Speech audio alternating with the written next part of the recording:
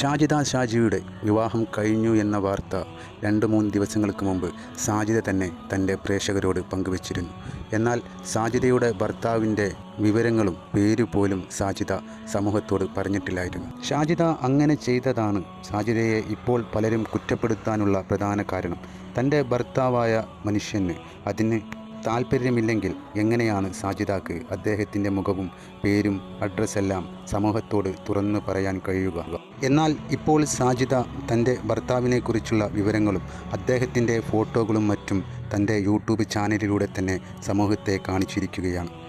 ഭർത്താവില്ലാതെ 5 മക്കളുമായി കഷ്ടതയിൽ കഴിഞ്ഞ സാജിദയെ ചേർത്ത് പിടിച്ച ഇദ്ദേഹത്തിൻ്റെ പേര് ഷാജിദയുമായുള്ള നിക്കാഹ് കഴിഞ്ഞതിന് ശേഷം ഇദ്ദേഹം ഗൾഫിലേക്ക് പോകുകയും ചെയ്തു. തൻ്റെ വിവാഹം കഴിഞ്ഞതിന് ശേഷവും തന്നെ വിവാഹം കഴിക്കാൻ വേണ്ടി വിധവയായ സാജിദയെ ചേർത്ത് പിടിക്കാൻ പലരും മുന്നോട്ട് വന്ന സാഹചര്യത്തിലാണ് ഇനി ഞാൻ വിധവയല്ല, ഞാൻ ഇപ്പോൾ മറ്റൊരാളുടെ ഭാര്യയാണെന്ന് പറഞ്ഞ് വീഡിയോ ചെയ്യേണ്ട അവസ്ഥ സാജിദക്ക് വന്നത്. നിരന്തരമായി സാജിദയെ വിവാഹം കഴിക്കാൻ വേണ്ടിയിട്ട് പലരും ശല്യപ്പെടുത്തിക്കൊണ്ടിരുന്ന കാര്യം നിങ്ങളറിയുമോ? പക്ഷേ അതിൽ ചിലരെല്ലാം ഇതുപോലെയുള്ള യൂട്യൂബിൽ വീഡിയോ ചെയ്യുന്ന സ്ത്രീകളെ വശീകരിക്കാൻ വേണ്ടി നടക്കുന്നവരാണെന്ന് സാജിദക്ക് മനസ്സിലായപ്പോൾ സാജിദ അവരെ തടഞ്ഞു വെച്ചപ്പോൾ അവരതാ അവരുടെ യഥാർത്ഥ രൂപം സമൂഹത്തിൻ്റെ മുമ്പിൽ കാട്ടാനായി ഒരുങ്ങിയിരിക്കുന്നു. നിരന്തരമായി സാജിദയെ വേട്ടയാടാൻ തുടങ്ങിയിരിക്കുന്നു. മറ്റു പല യൂട്യൂബേഴ്സിനും വിളിച്ച് സാജിദ അങ്ങനെ ഇങ്ങനെ എന്ന് പറഞ്ഞ് സാജിദക്കെതിരെ അവരെയെല്ലാം തിരിച്ചുവിടാൻ പരിശ്രമിച്ചു കൊണ്ടിരിക്കുന്നു. ഇപ്പോഴും ഇത്തരക്കാരെ മനസ്സിലാക്കുക. ഓ സമൂഹമേ, നിങ്ങളാണ് ഈ പെൺകുട്ടിക്ക് ഈ അവസ്ഥയിൽ ജീവിക്കാനുള്ള അവസരം നൽകിയത്.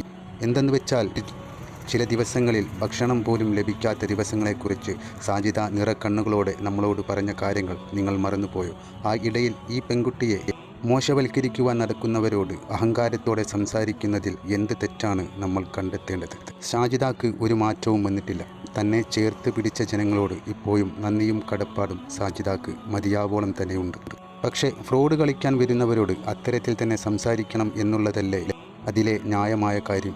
അതിനാൽ ഇനി ആരും സാജിദയെ വിവാഹം കഴിക്കാൻ തലയിൽ മണ്ണ് വാരിയിട്ട് നടക്കേണ്ട. സാജിദക്ക് ഇപ്പോഴൊരു ഭർത്താവുണ്ട്.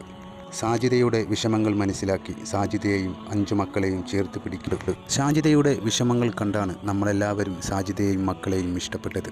ഇപ്പോൾ ഇതാ സാജിദയുടെ വിഷമങ്ങളിൽ നിന്ന് അവൾക്കൊരു മുക്തി നേടാനുള്ള അവസരം വന്നെത്തിയിരിക്കുന്നു. ഈ അവസരത്തിൽ സാജിദയുടെ കാര്യത്തിൽ സന്തോഷിക്കുകയല്ലേ നമ്മൾ ചെയ്യേണ്ടത്?